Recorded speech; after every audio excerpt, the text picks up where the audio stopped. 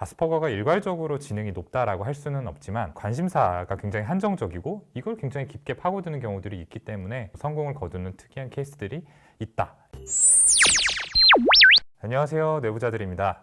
오늘 방송의 주제는 바로 아스퍼거 증후군입니다. 어떤 분들에게는 익숙할 거고 어떤 분들에게는 다소 생소하게 느껴지실 만한 어떤 진단명이라고 생각이 드는데요. 이 아스퍼거 증후군은 세계 최고의 부자인 일론 머스크가 2021년에 본인이 앓고 있다는 사실을 밝히면서 화제가 된 바가 있습니다. 저도 관심이 있어서 작년 하반기에 발매된 일론 머스크 자서전을 읽었는데요. 이 저자인 전기 전문 작가 아이작슨에 의하면 머스크가 아스퍼거 증후군을 앓고 있어서 공감 능력이 다소 부족하다라고 합니다. 이 머스크는 테슬라나 스페이스X 같은 선도적인 과학기술 기업을 이끈 혁신가이지만 동시에 독특한 언행으로 화제가 되기도 하죠. 많은 분들께서 머스크를 보면서 어디로 튈지 모르는 기인이다, 어떤 탁구공 같다라는 식의 느낌을 받기가 쉬운데 그런 모습에 이 아스퍼거 증후군이 일정 영향을 주지 않았을까 하는 생각이 듭니다. 그렇다면 본격적으로 오늘 방송 시작하기에 앞서서 함께 해주실 게스트분을 소개해드리도록 하겠습니다. 제 주변 지인 중에서 가장 전문가인 이 분야에 가장 많은 말씀을 해주실 만한 분을 모셨는데요. 김남욱 선생님입니다. 네, 안녕하세요. 저는 연세나무 정신건강의학과 원장이고 YT 심리발달 아카데미 자문의사 김남욱입니다. 초대해 주셔서 감사합니다. 감사합니다. 제 지인 중 가장 전문가. 이 말에 대해서 어떻게 생각하시나요? 그 정도라면 괜찮을 것 같습니다. 근데 어쨌든 저희가 농담처럼 이야기를 했지만 이제 김남욱 선생님은 굉장히 이 분야를 전문적으로 공부를 많이 해오셨죠.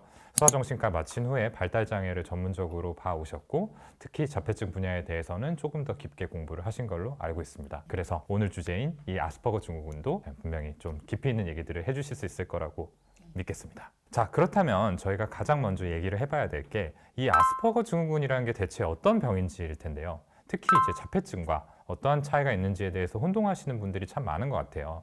이 부분에 대해서 좀 답변을 부탁드리겠습니다. 아스퍼거 증후군은 쉽게 설명하면은 자폐 중에서도 조금 경미하다라고 하면 이해하기 쉬우실 것 같은데요. 사실 정확하게 말씀드리자면 저희 정신과에서 쓰는 이제 진단 기준 중에 DSM-5라는 최신 버전에 따르면 아스퍼거 증후군이라는 진단명은 없어지기는 했어요. 근데 이제 자폐 스펙트럼 장애 중에서도 언어와 인지 발달은 비교적 양호한 경우에 아스퍼거 증후군이라고 따로 이야기를 하다 보니까 아무래도 임상에서는 좀 유용하게 쓰이는 단어라서 아직까지도 많이 쓰고 있는 것 같습니다. 맞아요. 사실은 이 진단명이 이제 없어졌는데도 불구하고 아스퍼거가 의심된다 이런 식으로 차팅을 남기기도 하고 그러는 것 같아요. 이 아스퍼거 증후군 진단에 있어서 핵심적인 증상이라고 하면은 역시나 이제 사회적 의사소통의 어려움이 아닐까라는 생각이 듭니다. 표면적으로 보면은 언어의 이상이 특별히 없죠. 어휘력이라든지 구문을 이해하는 능력 이런 것들은 이제 다 괜찮은데 대신에 문맥을 파악하거나 아니면 이제 비언어적 사인들이라고 해서 표정이라든지 몸짓이라든지 이런 것들을 읽는 능력이 좀 많이 떨어지는 걸로 알려져 있습니다. 그래서 제가 이 부분을 좀 설명을 드리고 싶어서 비유를 하나 생각을 했는데 조금 올드한 비유밖에 생각이 안 나더라고요. 그래가지고 어쨌든 말씀을 좀 드리자면은 상대가 뭔가 이렇게 말을 못 알아들을 때 어이구 밥통아 이런 식으로 좀 표현을 할 때가 있잖아요. 이제 아스퍼거 성향이 있는 친구들 같은 경우에는 이 말을 그냥 이제 그 구문 그대로 이해를 합니다. 그래서 밥통이 어딨지? 라는 식으로 받아들이는 거죠. 그렇다 보니까 이제 아이들 사이에서 유행하는 어떤 밈이라든지 이런 것들은 은유를 많이 또 사용을 하기 때문에 좀 이해하기 어려운 측면이 있습니다. 맞아요. 언어 발달이랑 지능에는 문제가 없다고 알려져 있긴 한데 사실 자세히 얘기를 해보면 언어 발달에는 좀 문제가 있는 경우가 있어요. 그러니까 아까 말씀드린 이제 관용어구 같은 걸 잘 이해를 못하니까요. 대화에서 쓰는 단어, 그러니까 화용 언어에서 좀 지연이 있죠. 그리고 사회성 발달에 지연이 있습니다. DSM-5에서는 자폐 스펙트럼 장애에 이제 아스퍼거 증후군이 포함이 되고 대신에 새로 생긴 진단명이 하나 있는데 예전에 한번 내부자들에서도 다루어 주신 적이 있는 사회적 의사소통 장애라는 진단이 새로 생겼어요. 근데 이게 둘 다 사회성 부족이 이제 특징적이니까 두 개가 좀 헷갈려서 비슷한 거 아니냐고 하시는 분들이 있는 것 같아요. 대표적인 이제 구분점은 이제 제한된 관심사나 상동행동의 여부이고요.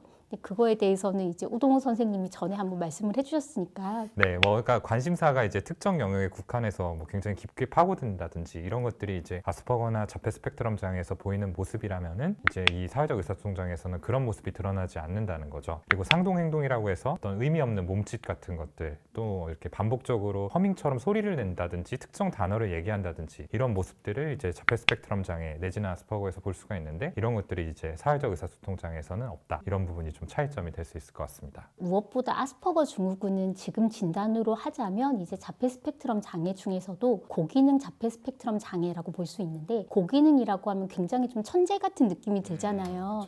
근데 사실은 이게 그냥 평균 정도의 지능, 그러니까 IQ가 한 80에서 85 이상이 되고 이제 자조 능력이 있고 한 요 정도의 진단 기준을 말하는 거기 때문에, 사실 그 어감처럼 뭐 일론 머스크처럼 천재적이다는 건 아니긴 해요. 그냥 평균 정도의 지능이 되는 거라서 이제 일론 머스크의 경우는 아스퍼거 증후군 중에서도 굉장히 특이하게 능력이 뛰어난 것으로 볼 수 있겠습니다. 그래서 좀 헷갈리실 것 같아서 좀 정리를 하고 넘어갈게요. 이 아스퍼거 증후군은 자폐 스펙트럼 장애 안에 속하지만 전형적인 자폐증과는 언어 발달이 이제 정상이냐 아니냐라는 부분에서 구분이 된다라고 할 수 있겠고요. 또 사회적 의사소통 장애하고는 관심사가 제한되어 있느냐, 상동 행동이라는 게 있느냐라는 측면에서 구분이 된다라고 할 수 있습니다. 그리고 아스퍼거가 일괄적으로 지능이 높다라고 할 수는 없지만 관심사가 굉장히 한정적이고 이걸 굉장히 깊게 파고드는 경우들이 있기 때문에 성공을 거두는 특이한 케이스들이 있다, 이렇게 좀 정리하고 넘어갈 수 있겠네요. 그렇다면은 이제 또 많은 분들이 궁금해하실 내용인데, 이 아동기에 아스퍼거를 구분할 수 있는 사인, 어떤 전형적인 모습들,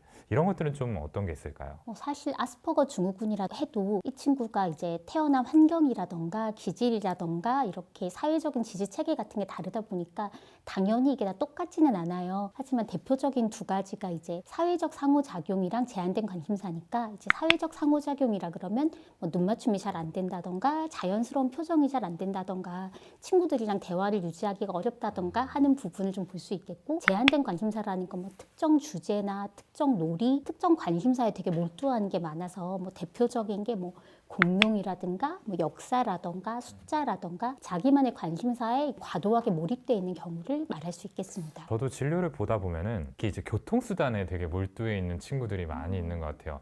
자동차 같은 것들을 이제 막 모델별로, 연식별로 막 스펙을 다 외우는 경우도 있고, 철도 관련해가지고 이렇게 막 노선들을 쭉 외우고 그런 친구들도 많이 있는 것 같아요. 이런 특성들을 이제 설문지로 정리해 둔 게 있는데요. 이거를 이제 자폐 스펙트럼 선별 질문지, 영어로는 ASSQ라고 부릅니다. 학령기 아동, 그러니까 학교를 다니는 이 나이대의 아동들에 대해서 시행을 하게 되는데, 이제 부모가 자녀에 대해서 응답한 경우에는 총점 중에서 13점, 교사가 학생에 대해서 응답한 경우에는 11점이 넘다라고 하면은 아스퍼거 증후군을 비롯한 자폐 스펙트럼 장애를 가지고 있을 가능성이 있다라고 보는 검사입니다. 저 같은 경우 이 ASQ를 저희 세브란스에서도 사용을 했었잖아요. 그래서 몇 가지 구문들이 좀 기억이 나는데, 별난 박사님 같다, 뭐 로봇 같은 언어를 사용한다, 그리고 뭐 색다른 표현을 사용한다, 뭐 이런 구문들이 좀 기억에 남아요. 김남국 선생님이 이제 여러 가지 항목들 중에서 조금 더 눈여겨보시는 게 있을까요? 아이가 공부는 잘하는데 사회성이 좀 떨어진다는 건 되게 상대적인 개념이잖아요. 그런데 그것보다도 딱 처음 이 아이를 만났을 때 눈맞춤이 안 된다던가 표정이 좀 어색하다던가 자세가 좀 뭔가 어색하고 구부정하고 이렇게 딱 봤을 때 느껴지는 이건 그냥 사회성이 없다고 할 수 없는데 라는 그 느낌이 있어요. 그리고 또 이야기를 나눠보고 싶은 게, 이 발달장애 아동들을 진료하다 보면은 부모님들한테 많이 듣게 되는 게, 크면 이 아이는 어떻게 될까요? 이런 식의 질문들을 듣게 되잖아요. 특히 이제 아스퍼거 증후군도 예외가 아닐 텐데, 이 성인기에 나타나는 아스퍼거 증후군 같은 경우에는 좀 어떤 모습을 보이게 될까요? 아동기 때도 모습이 다르니까 역시 뭐 어떻게 키워지고 어떻게 치료를 받느냐에 따라 당연히 예후가 다를 거잖아요. 이제 좋은 예후는 일론 머스크처럼 머리도 좋고 업무 능력이 되게 좋은데 정말 그냥 사회성만 없고 자기한테 딱 맞는 직업을 고른 거예요. 연구에서도 논문을 쓴다던가 로켓을 약간, 개발한다든지. 그렇죠. 그러니까 뭔가 과학적인 분야는 혼자 압도적으로 능력이 우수하면 그 사람이 다른 사람한테 좀 직설적으로 잘못을 지적하거나 네가 못했다고 말을 해도 사실 할 말이 없잖아요. 사회성이 좀 떨어지더라도 그렇죠. 별 문제가 안 생길 수 있다. 그 사람이 이제 압도적이니까 그냥 뒤에서 좀 인간적이지 않다, 뭐 싸가지가 없다 이렇게 욕을 할 수는 있겠지만, 또는 되게 특이하게 천재라서 그런가 보다 해서 일론 머스크처럼 추종자가 생길 수도 있잖아요. 그럴 수 있겠네요. 그럴 때는 되게 베스트인데, 업무 능력도 평범하고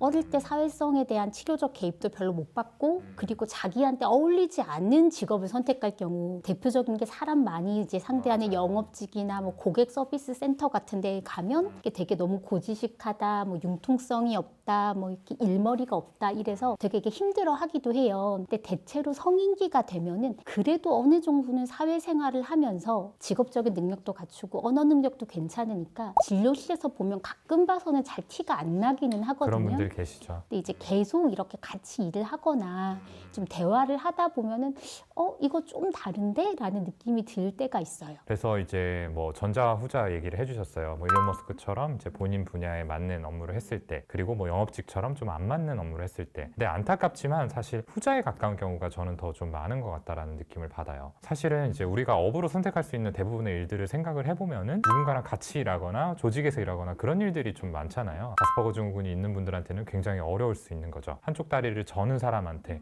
달리기를 해라, 뭐 이렇게 요구할 수 있는 그런 상황이라고 보여집니다. 이런 경우 대부분이 이제 성인까지 문제가 캐치되지 않은 경우들인 것 같아요. 그러니까 아이가 좀 특이하지만 그냥 남들하고 좀 다른가 보다, 좀 대수롭지 않게 생각하고 어른이 이제 돼버린 거죠. 그러다가 일에 적응을 못하면 계속 지적을 받고 뭐 질책을 받고 자신감이 떨어져서 더 일을 못하고 이런 식의 악순환이 생기게 됩니다. 그래서 꼭 드리고 싶은 말씀이, 애초에 어린 시절에 조기에 진단을 하는 게 굉장히 중요하다. 아이가 잘 해낼 수 있는 영역으로 진로를 설정해 주는 거 역시나 꼭 필요하다라는 말씀을 드리고 싶어요. 그리고 이제 저희가 최근에 일본 정신과 의사 선생님하고 또 콜라보레이션 했는데, 일본에서는 이제 성인기의 발달 장애가 꽤 이슈가 되고 있다라고 하더라고요. 성인이 된 경우라고 할지라도 사회생활에 어려움을 겪는다라고 한다면은 이런 발달 장애의 가능성을 고려를 해줘야 될 것 같아요. 그렇다면 이 아스퍼거 증후군 치료는 좀 어떻게 할 수 있을까요? 이게 이제 사회성 발달의 지연이 있고 활용 언어의 지연이 있으니까 뭐 언어 치료, 사회성 치료, 뭐 심리 치료, 부모 교육, 약물 치료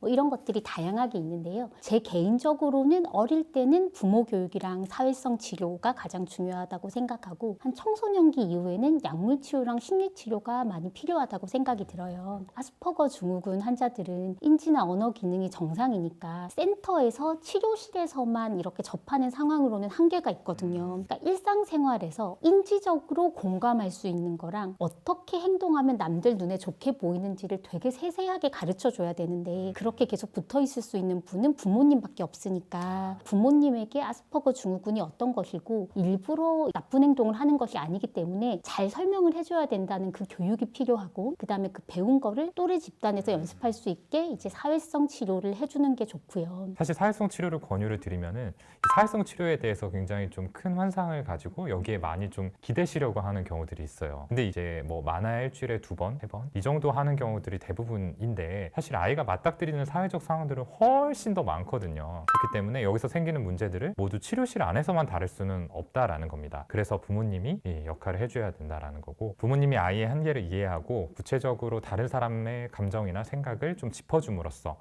아이가 적절한 행동 방식을 습득할 수 있도록 도와주는 거, 이게 굉장히 필요한 것 같아요. 그래서 부모님한테 짐을 지우고 싶지는 않지만 아무래도 역할이 중요하다라는 부분에서는 동의합니다. 한 사춘기 정도 되면은 내가 뭔가 친구들이랑 다른 것 같다라는 생각을 해서 우울해지기도 하고, 되게 지능으로 커버를 하고는 있지만 과연 이렇게 하는 게 맞나 생각해서 되게 불안해지기도 하고, 우울증, 뭐 불안장애, 뭐 공황장애, 강박장애 같은 것들도 동반되는 경우가 많고, 그 아스퍼거 증후군의 경우에는 ADHD가 많이 동반되어 있어서 지능이 정상이더라도 이제 나이가 들어서 학업적인 로딩이 증가하면 학업에도 좀 어려움을 느끼게 돼요. 그럴 때는 각각의 증상에 맞게 약물 치료를 해주는 게 좋고, 이제 아이가 괜찮다, 네가 잘 해낼 수 있다라고 지지적인 역할을 해줄 수 있는 심리 치료도 많이 도움이 됩니다. 그럼 만약에 내 주변에 이 아스퍼거 증후군을 진단받은 사람 혹은 아스퍼거가 의심되는 사람이 있다면은 어떻게 대해야 될까? 이 부분도 좀 많이 궁금해 하실 것 같거든요. 우선 말씀드린 대로 아스퍼거는 이제 인지기능 자체가 양호하신 분들이기 때문에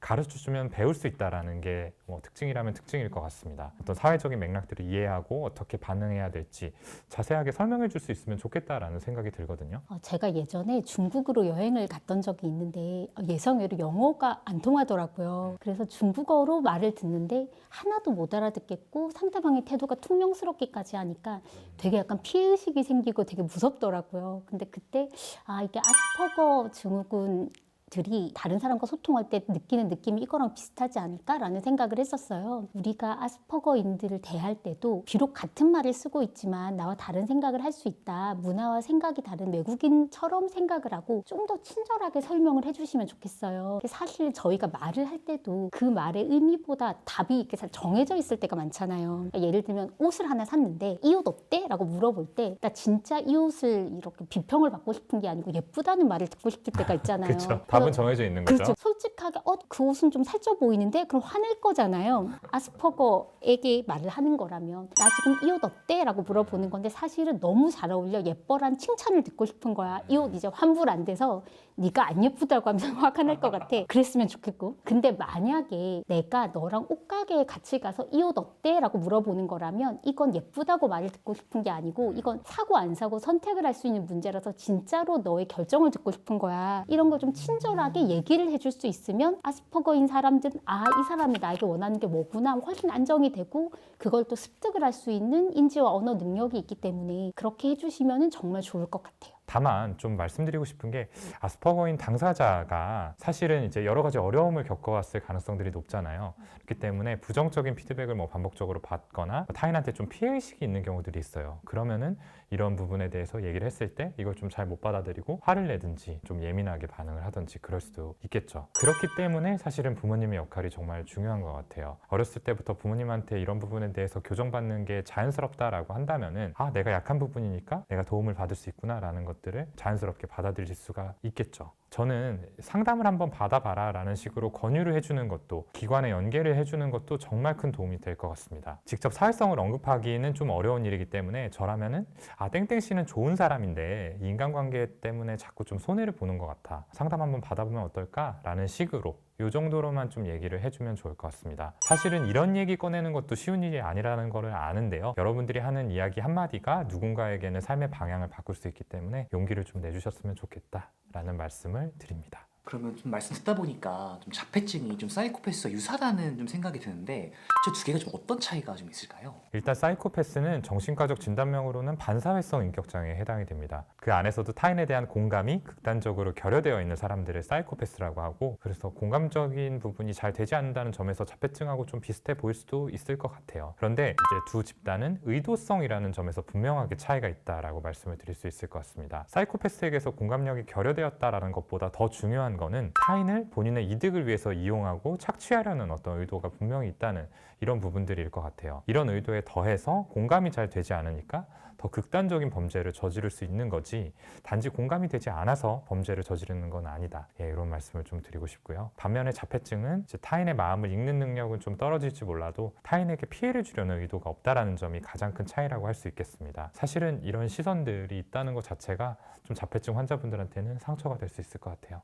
정말 공감하고요. 사실 이제 반사회성 인격장애가 공감 능력이 부족하다는 것 때문에 이제 아스퍼거랑 헷갈린다는 질문을 종종 받긴 하는데 사실 받을 때면은 뭐 일반인들 시각에선 그럴 수도 있지라고 생각하면서도 굉장히 마음이 아프고 화가 날 때도 있어요. 이제 아스퍼거 증후군도 다른 사람의 마음을 읽는 능력이 좀 부족하긴 하지만 상대방이 약간 삐지는 걸 모른다거나 이 정도의 되게 소소한 감정을 모르거나 좀 애매한 사회적 맥락을 못 읽는다는 거지 이렇게 때리면 상대방이 아파한다. 남의 돈을 훔치면 안 된다. 이런 명백한 거는 충분히 알고 있거든요. 범죄를 저지른 가해자가 자기가 아스퍼거라서 공감 능력이 부족해서 그랬다라고 할 때마다 굉장히 화가 나고요. 그런 뉴스를 볼 때마다 아스퍼거 증후군 당사자나 가족들은 굉장히 가슴이 조마조마해요. 그것 때문에 욕을 먹을까 봐요. 아스퍼거 증후군 환자들은 똑같은 감정을 못 느낄 수는 있지만 어떻게 하는 것이 옳은가를 가르쳐주면 그거를 학습을 할 수 있는 사람들이고 그 행동을 연습을 하다가 상대방한테 긍정적인 피드백을 받으면 이렇게 해서 나한테 이런 행동을 하라고 한 것이구나 이게 되는 분들이거든요. 그래서 이제 아스퍼거 증후군과 반사회성 인격장애에 대해서 헷갈리지 않으셨으면 좋겠습니다. 네, 오늘 방송은 이 아스퍼거 증후군을 주제로 이야기를 나눠봤습니다. 네, 역시나 제 지인 중 가장 라이징 스타이자 전문가이신 김나홍 선생님이 함께해 주신 덕분에 좀 더 풍성하고 깊이 있는 얘기들이 진행이 된 것 같아요. 감사합니다. 불러주셔서 감사합니다. 네, 또 나오실 거죠? 언제든지 불러주세요. 네, 그거는 저희가 댓글 반응을 보고 오늘 방송도 역시나 평소에 이런 문제들 고민하시는 분들께 많은 도움이 되었으면 좋겠고요. 저희는 다음 시간에 더 유익하고 흥미로운 컨텐츠 들고 다시 찾아뵙도록 하겠습니다. 감사합니다. 감사합니다. 오늘 영상도 유익하셨다면 구독, 좋아요, 알림 설정과 댓글 쓰기까지 부탁드립니다. 감사합니다. 계속 보세요.